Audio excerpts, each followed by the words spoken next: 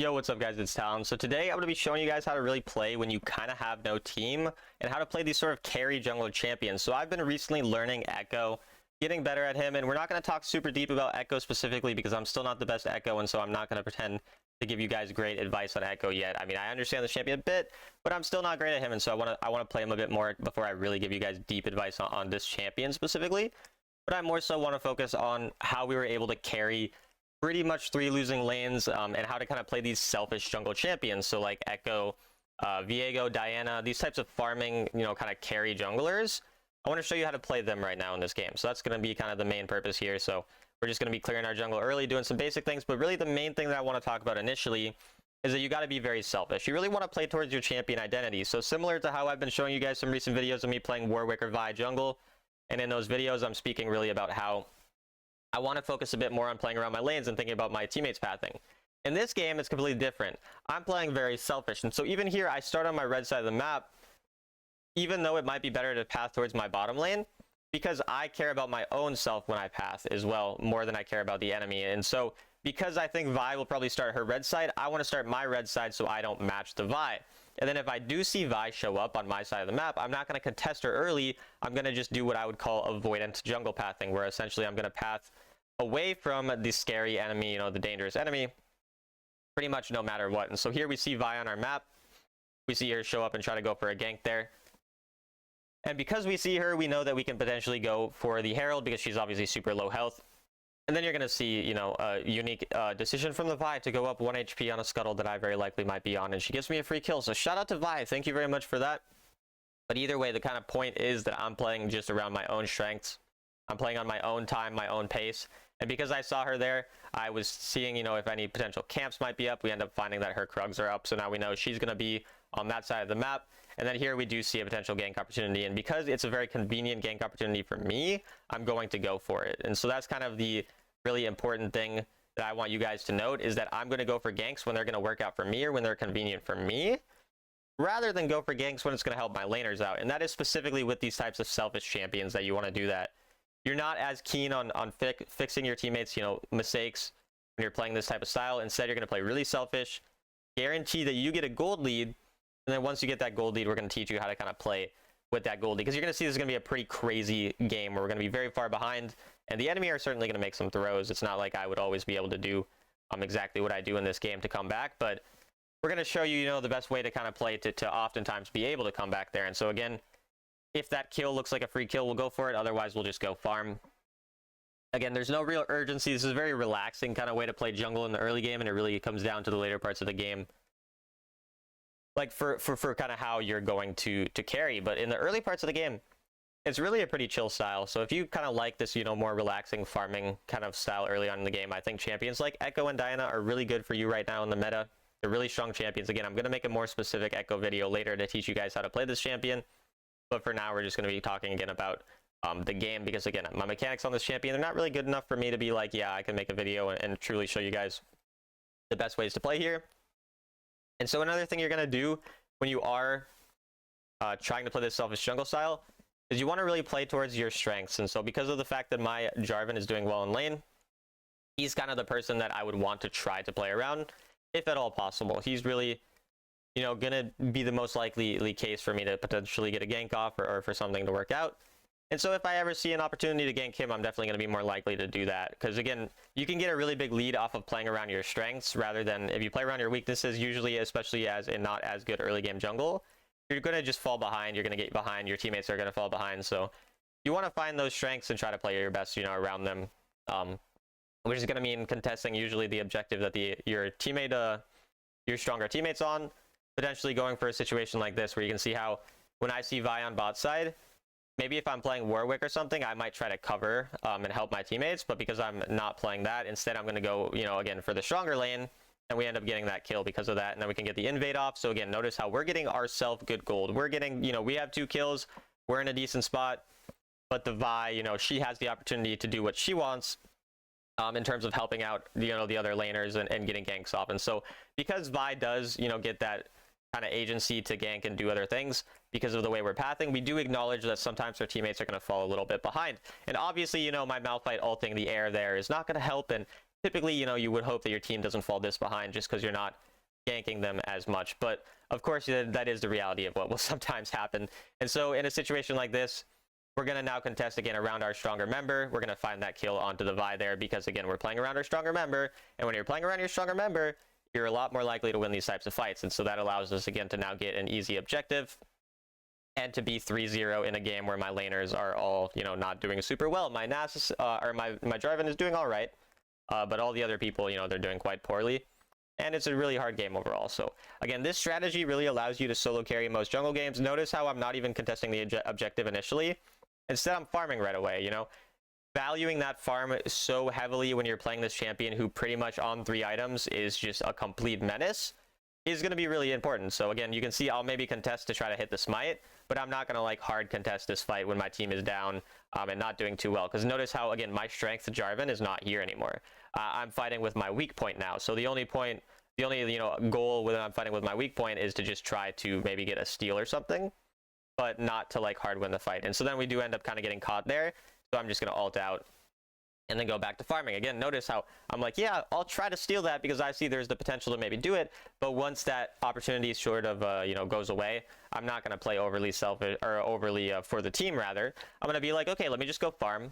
Let me take my Hex Gate. Let me go farm my other part of the map now. Let me make sure I get my stuff. And again, I only want you playing this type of style when you're playing a champion like Echo, you know, a more farm-focused champion. But this is a really good way to play these types of champions because you can really get yourself ahead. And so if you're a player who loves this type of style, this is how I want to see you guys playing the game. I want you to play very selfish.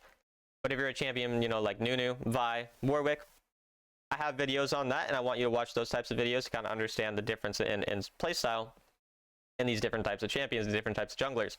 So now we have our item, so we're going to recall for the item, hopefully after we see, you know, a potential kill here. I think because we do see a potential kill, we end up going for it. Obviously, if you see an angle to kill someone, you should try to kill them. And so we do end up killing him. I think we might get Thresh as well. We do. So that's really, really good. Again, 5-0 on me. The rest of the team is 1-11. And that's kind of the thing that happens sometimes. And another thing, after you get these ganks off, go for those turret plates, guys. Like, these turret plates and turrets are so valuable. So just, again, look how greedy I am right now. Again, this is a greedy, selfish style. And so after I see those free kills, I take the turret right after because I know, you know, the enemy can't really defend. I look for the invade, and now I'm on almost 5,000 gold. I'm going to be recalling on literally 5,000 gold, guys. And this is the type of thing that you can do as well. You get greedy to stay a bit extra, get that extra gold. Now, you got to be careful with the greed as well. It can backfire on you for sure. And so you got to be a bit careful there as well. But again, in this scenario, we kind of knew, you know, the enemy, apart from the people we killed, they're not really going to be there. And so we're going to end up getting 2 items. And so I'm already 8 minutes into the game, 2 items. Like, this is absurdly strong. And even though the rest of the team is not doing well, we're just trying our best to get ourselves at least pretty strong. Focusing on that farm constantly. And again, this is kind of the style that you want to play to really 1v9 games. And so this is really how you're going to 1v9 games on jungle, how you're going to hard carry, especially in those lower elos. It's really hard to play around your laners in the lower elo, which is why I recommend this type of style for climbing in jungle. So definitely, you know, again, if you don't prefer this style, there's other ways to play, but this is going to be one of the main ways. And we get caught here, so a bit of an int by me, definitely. And that is a good thing to point out as well.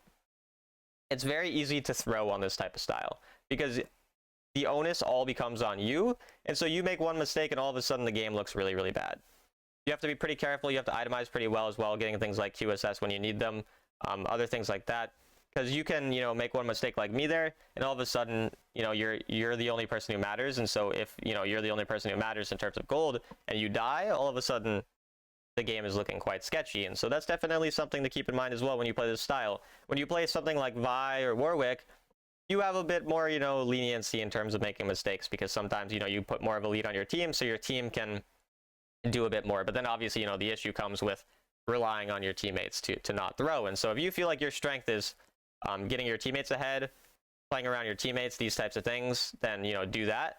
But if you feel like your strength is, you know, more selfish, like kind of carry style, then I recommend playing this. And so there you see we canceled the Vi ultimate with our ultimate, which I think is a pretty cool interaction as well. And then we end up just trying to get our buff, again, just focusing on that farm. And then we do end up trying to get some damage onto the Vi there. Vi and Morgana die, so they kind of go too aggressive here as well. So shout out to the enemy for making a dumb mistake. Gotta love when the enemy make a dumb mistake. We get another kill there. And so we're still in a decent spot. You know, again, our team doing still very poorly, but we are getting ourselves that gold. I mean, I'm already going to hit my third item. Again, 10-minute, 3 items, extremely, extremely fast in terms of itemization. And so that is really something that, again, this style can do, and it's super fun to play as well. It's really fun to be the carry. Like, who doesn't like being the carry, right? Like, it's a very fun style to play. So definitely very enjoyable. And Echo right now, pretty broken champion, so definitely a good champion to play it on. Notice how I'm farming everything before recalling as well. I'm not just recalling as soon as I add my item. I'm getting that extra bit of gold from that lane. I'm getting those Krugs. I'm getting as much gold as possible because I care about the gold as much as I can. And then I wanted to buy QSS, but I didn't have enough to get Lich Bane and QSS, so then I decided to wait until later. But yeah, either way, we're, you know, again, on very good power spike here, and so if I can find an angle to fight, I would want to, but Jarvan died, and so now I can't really fight the same way that I wanted to. Like, this 3-item spike was where I wanted to potentially find an angle to carry the game and kind of 1v9 a fight. And usually you got to try to find those specific power spikes and timers when you're farming like this to do it.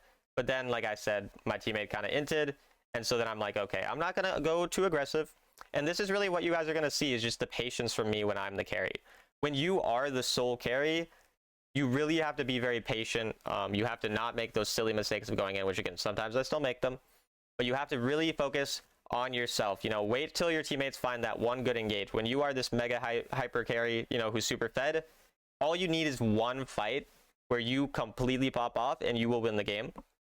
So don't worry about your teammates going in and making those dumb plays every now and again. Don't follow up on them and throw the game on them. Just let your teammates make those dumb plays, and when you see that one angle to go in, you know, be really patient to find that angle. Understand, you know, again, I'm 12k gold here. Nobody else in the game is even 10k apart from their Vi, who's 10k gold. So I am way stronger than everyone else. I could legitimately, like, there's a real opportunity for me to pentakill in this type of scenario. No, yeah, I won't spoil, but I will spoil. We don't pentakill, but we do have, you know, again, some pop-off moments, and you're going to kind of see how just that selfish scaling playstyle allows me to have those potential opportunities. Again, notice how I'm just hovering over the wall. I'm waiting till the enemy do something. I'm not, you know, going to over panic about my Malphite just randomly dying for no reason, because, you know, sometimes those things happen. And then we're just kind of going to be trying to bait them so that hopefully they don't get the Baron. But obviously, you know, if they get the Baron, they get it. It's not the end of the world. But we're going to try to go for the steal if we can, because of course, like, going for the Baron steal here is going to be a good, you know, situation. And so we try to get the steal, but we end up not getting it. And again, because I'm Echo, I can get out afterwards, obviously, which is pretty nice. But again, these are the situations where, like, you know, with how fed I am, say that the enemy did end up missing the smite and I hit the smite. All of a sudden the game is looking pretty good because now we got that Baron, we get ourselves even stronger, whatever. But again, here we still have the angle to potentially win the fight, or win the game later, because I am still so strong. And so we kind of always have that angle, which is kind of the nice thing. And so we end up trying again. I'm not mechanically the best on this champion, but again, notice how we're just patiently wave clearing. We're just trying to not let the enemy kind of end the game with this Baron, so that we can have another opportunity to maybe come back or win the game or something like that. Echo wave clear as well is very, very good, so we can kind of wave clear pretty well here still. Still kind of chilling, and again, just scaling. I'm at 13k gold. I still have more gold than everyone on the enemy team, and my team is mega feeding. I have a 1-7 Malphite, 2 and 5 Caitlyn. The Jarvan didn't even really do much once he got a lead. So again, we're kind of, you know, in the sole carry position here at this point, where it's kind of just like me versus the world. And, you know, we're going to hope that the world does not win in this case. But again, just focusing on that selfish play style. I know I'm kind of reiterating myself a lot, but that's kind of the point of these videos, is to really hard focus on a specific topic and really help you guys understand that. Because if you're going into your games and you're just trying to improve on something specific, I think this is a great thing to potentially try to improve on if you are playing these types of jungle champions, especially, is just be overly selfish, be overly patient, really just wait for your perfect opportunity to go in, rather than, you know, getting a lead and then once you get that lead, kind of being scared. Or being too aggressive, rather. You know, again, you need to also find your moments. You know, you can't just be scared forever. But in a situation like this, I kind of know the only way we're ever going to win is straight up me, you know, popping off in a fight and them running it down into us, kind of inting into us. And so I'm just sitting, really waiting for my moment, waiting for the enemy to kind of throw. And then because I'm so fed, I'll have the chance to maybe pop off if something like that does end up happening. So again, when they're even ending, you know, looking for an end here, we're just being very patient, really waiting for the moment where the enemy kind of go to aggro, and then because I am so fed, I can still one-shot them. So I always know, like, there is the chance of me being able to pop off. And so we're going to go on the Nasus here early, for example. We end up ulting out. We're just trying to get the fight started there a little bit, and then see if something ends up happening. And again, because I am so fed, we're going to be able to go in, get pretty good damage, get that QSS off so that we're able to get the Morgana there. And again, the mechanics on this champion, not too clean yet, but we still end up getting that pick. And again, we're just really trying to force something like that where the enemy might make a mistake, and then we try to find the angle to go in on them. So here you can see I'm trying to get my crown because I know I'm on my 4th item, but I'm also trying to see if the enemy will throw or anything into us. And so here we end up stalling out so that they don't get the end with their Baron, but obviously we're in a very bad spot still. And so now we're pretty much just waiting for a throw once again, which, you know, it's not the best advice that you might want to hear, to just wait for the enemy to throw, but I promise you, if they're doing this when I'm in a Sovereign game, you know, they're going to do this in your Emerald games even more often. And if you're just patient enough, waiting for that moment, farming up and getting to your kind of power spikes, even when the enemy get the soul, even when the game looks completely unwinnable, you're going to have a chance. And so notice here, I know they're going to go for the Baron, and so what do? I get the Scuttle Crab, because I know having that vision has the potential to win me the game. And then I get spotted here, unfortunately, on the thing, but I have the QSS, so I don't end up like completely dying. But obviously not, you know, the best. And then, okay, here's where I int, right? I remember this mistake now, yeah. So I, again, not very good at Echo yet, trying to get better at him, and I wanted to see, you know, can I even ult in and do something? But that was obviously a big throw, because even if I did hit the ultimate, he would have killed me. And so that was very greedy. I made it out, and then I ended up deciding to go back in, so that was very bad. And you can see here, again, you make those couple mistakes, it's really bad. But sometimes you can even make those couple mistakes and you're still going to win. It's not like making one mistake means you're instantly going to lose the game. And so here they get another Baron, and now this is really where we're hoping that they throw, because we are very fed, and we're going to have a pop-off moment. So this is kind of the last, you know, sort of stand. And again, it looks very unwinnable. And this is kind of another thing, like never FF, you know, never give up in games, because we're down 10k gold. Looks pretty much like we can never win the game. Then you're going to see here, because we're just being patient, we're waiting for our power spike, we're playing around our champion strength. They're going to end up throwing the game here. And again, this is totally a throw by them. Don't get me wrong. I'm not going to act like, you know, they played it super well or anything. But you just see these random moments where the enemy end up throwing the game. You think it's unwinnable, and then boom, you come back. And so again, I'm not going to act like this wasn't luck from the enemy inting. But the point is, we did, you know, everything that we can do in this game. We made a couple mistakes, but we really played around our power spikes and our champion strengths, and kind of hoping that, you know, the enemy at some point make a mistake and then we can capitalize on it from us being so strong in terms of gold. And then once that opportunity sort of arises, we're going to go for it like we did here. And then we're going to get the kill onto the Nasus afterwards as well. And we're going to just keep popping off. And then I'm going to try to ult onto him to at least close the gap. And then we end up killing the Varus as well. And so just that one moment gives us an opportunity to potentially come back. But I'm not going to act like, you know, the job's done yet. We're still not looking great, even though we got that. I'm on 5 items now, but the rest of my team is still very, very weak. And so now at this point, we need to make sure waves are pushed out. So notice how I'm not even going to go for the Elder Dragon right away. I'm going to push out this wave because I know that the enemy will probably end the game first. And then we'll go for the Baron, or the Elder rather, after we push out that wave a bit.